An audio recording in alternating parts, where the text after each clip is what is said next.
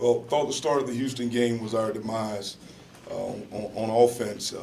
We came out with an aggressive game plan to start the game, and unfortunately, we couldn't hit the big plays that we had schemed up for a couple of weeks. We've done a really good job of executing it in practice, and we got to the game and we did not execute it. We got to do a better job of coaching it, making sure our execution on that first drive after our defense gave up a score. And then I thought our defense turned and got a stop. And I think the next series for offense was probably our most critical series that got us down basically 14-0 because we turned the ball over there, which turned into points. As I looked at the end of the game and looked at it on the way back home, the things that jumped out to me in the game were, we had 33 first downs to their 16 first downs. We had 140 yards. People say, about the rushing, but we had 140 yards on RPOs, which is the run-pass option, which Gardner did an exceptional job most of the day of getting the ball out. It's nothing but an extended handoff. 40-plus minutes of time of possession to 19 minutes of time of possession.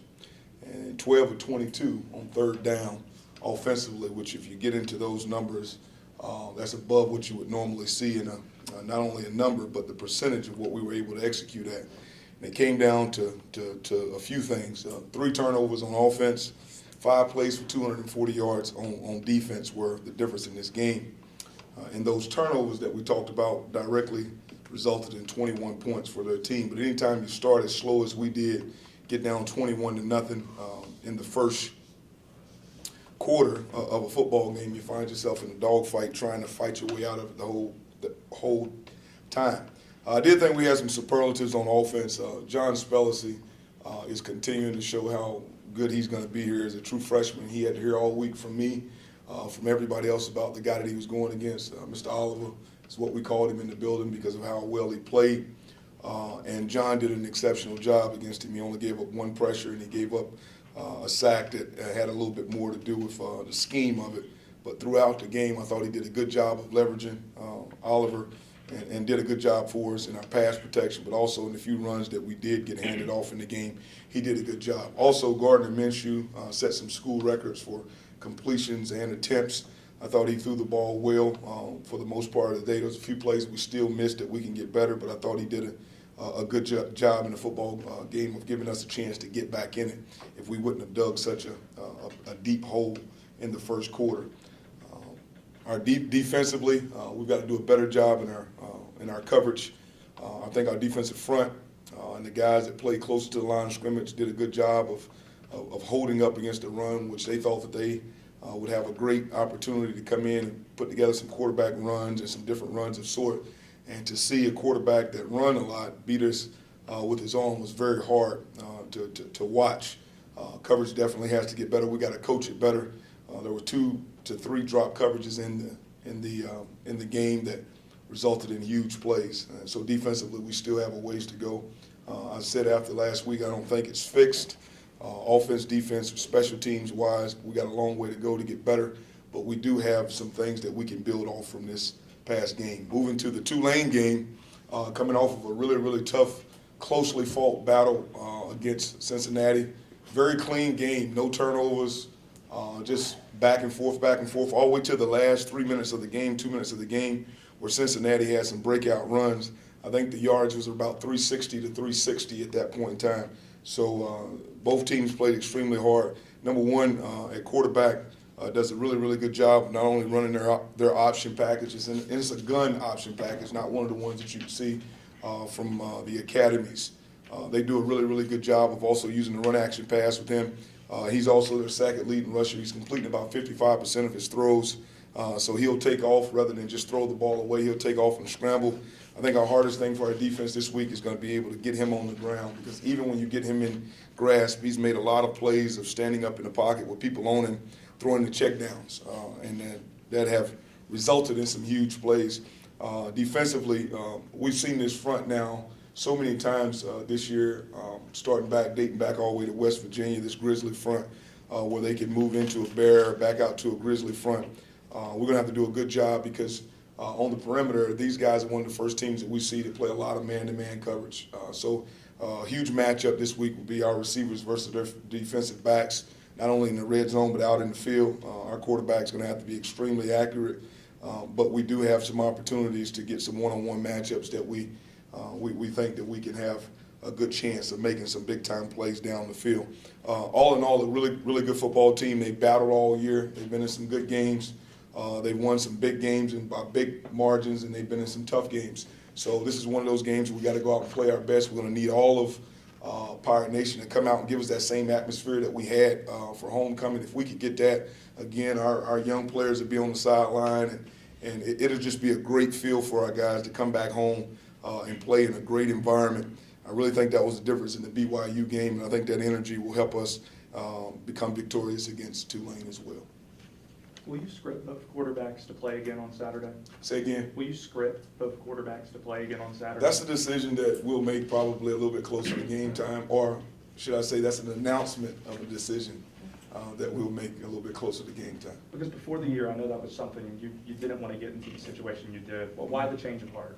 Well, you know, I thought last week, 2 weeks ago, BYU, I thought that what we saw in Gardner is a much calmer quarterback than we did in the first couple of situations or games that he was in, even any situation he showed up in games. Thought he was a little bit more frantic in the pocket. I really liked him in the pocket last week. I really think he was settled. We did a good job with him, talking him through a few of his reads, and I think he settled himself quite a bit. So I thought that he earned the right to play against BYU, and I thought I said that before. He'd earned the right to play, and we give him the third series, and I had it scripted that we would give him the third series. Didn't know that it was going to go that way the first two series, but we had it scripted, and then I felt like we got into a little bit of a rhythm with him, whether it was the interior runs connected to the RPOs or just some of the third down plays that he was making. I thought we got into a little bit of a rhythm, but we'll have that announcement a little bit later. Coach, you mentioned before that the team prepares and practices pretty good during the week. Why do you think this team struggles so much on Saturday? You know, so it's a tough question to have. I think the one thing that we've got to continue to grow is our leadership on the team, both vocal and active. I think that we've had some of our captains in the lineup, back out of the lineup, whether it's injury, whether it's playing, and there's just been no, just hadn't been a smooth transition of leadership from one guy to the next. I really think that what we have to do to play better is that this is a team that has to start fast. Now, I say that we have came out in certain times and started fast, got drives and points, but defensively we'll have, we'll give up a big play.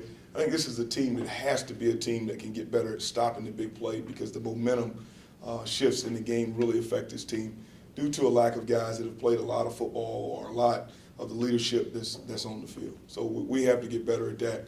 But I think that the younger players, i.e. Alex Turner, can become vocal, John Spellacy can become vocal, Aaron Ramsewell, and put together a lot of playing time, I think we'll be better at that. Any update on Madrian? I saw him hop after the game, and then Bobby Pope as well. Yeah, Madrian had a high ankle sprain. I think that, I think we'd be optimistic if we would say he'd be back this week. So we'll find out a little bit more about him. Bobby separated one of his toes. Dislocated one of his toes, and we were able to rectify that, put him in the boot. Hopefully, we'll get him back. Coach, Jimmy looked as good as he has all season. How nice was it to get him back 100% and see the plays he could make? Well, he was good for the first half, and then as soon as we stopped playing, just for that little bit of time, his back tightened all the way up on him. We're trying to keep him loose. There's a couple of times where his legs went out from under him. He just wasn't quite, his normal self in a couple of situations. So hopefully we'll get a little bit more out of him this week. But his back has been causing quite the pain. And the biggest deal is we got to get him to the point where he can practice all of practice without causing more pain. And he loves to practice. And when he's not practicing, of course, he feels like he's missing reps. So we got in the game. He got tackled a few times. He really pressed hard to try to get a couple of first downs. And unfortunately, at halftime, he started feeling bad. And as the third and fourth quarter went on, his back became tight. With everything going on in the country right now, how nice will it be to take a few moments to honor the military on Saturday night?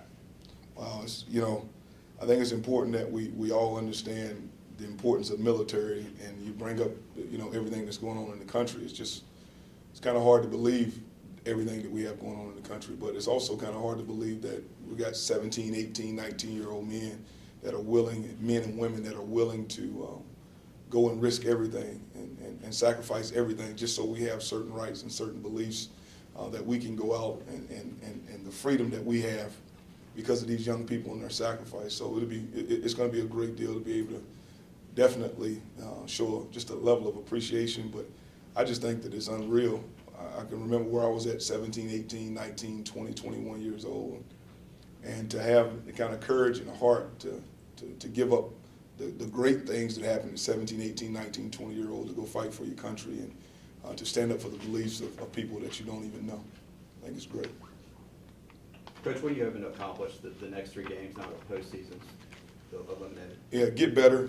Trying to find a way to see some of our young players. We're gonna, definitely try to build on some of the young players, not turning our back whatsoever on our older players, but really want to see some of our young players. Really start to see more of Taj Deans in the last game. On our defense, want to see a lot more of our young guys. Start to see a little bit more of Bruce Bivens.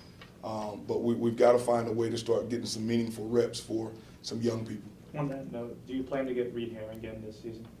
Hopefully, but it's not one of the situations that we're thinking about more than Gardner. I think it's important as we move forward that Gardner gets as many reps as he can get, because I think that what we saw is a guy that if we can keep him clean, he can operate at a high level. We're going to have to add some speed to some of these throws that he has, because I believe that as quickly as he's getting the ball out and as accurate as he is, if we can get just a little faster, a little quicker, some areas where you see other people catching balls or slants and going 75, 80 yards, we can catch it and get behind people, but we're getting caught in a few of those on a few of those big plays, or some kick returns that look like they're going the distance, and we may be getting ran down. So Gardner probably is a guy that we want to see a little bit more, rather than automatically jumping to Reed. Now, Reed's reps in practice have gone up over the last 2 to 3 weeks, but it's more about, Thomas and Gardner right now. Coach, with Trayvon Brown, he lost a year last year, but does that not count against him in terms of next year and him being a senior next year? And is it a guarantee that you'll have him next year for a full year? Yeah, he'll be eligible to play football next year.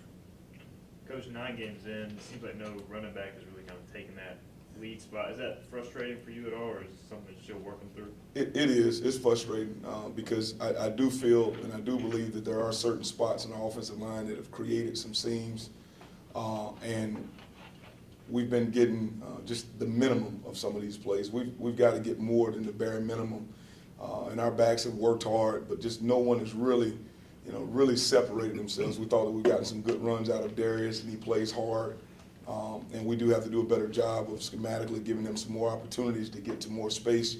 But right now, what they're doing is a lot more people. The last couple of weeks, they've loaded the box on us a little bit more, and we haven't been able to get it spit out to the perimeter as well as we were the last week. But it is a little frustrating that no one has stepped up. I had high hopes for a couple of guys in the room. I still have a lot of high hopes. I don't give up on these guys. But we definitely would have liked to see a much better rushing attack at this point. Coach, I know that you've primarily a passing team. Talk about the importance of establishing the run a little bit. It's critically important. I've said it from day one, to be able to run the ball.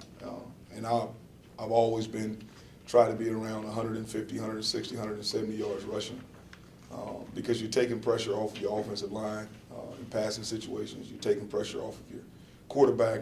He doesn't have to make a read every single time that he's back in the drop back, so he does need some opportunities where he can just hand the ball off.